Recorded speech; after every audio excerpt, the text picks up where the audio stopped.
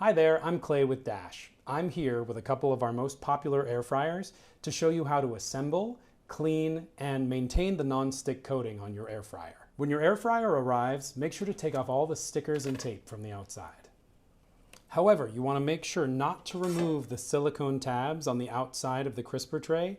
They're supposed to be there. They protect the crisper drawer from getting scratched. All of our air fryers have a PFOA-free non-stick coating that's super easy to clean. But to make sure that you're not brushing any away, don't use any metal utensils while you're cooking with your air fryer. Some people like to use a little bit of oil when they're cooking with their air fryer, but you want to make sure to stay away from cooking sprays. They have propellants and soy lecithin in them, which creates a gunky layer between the food and the non-stick.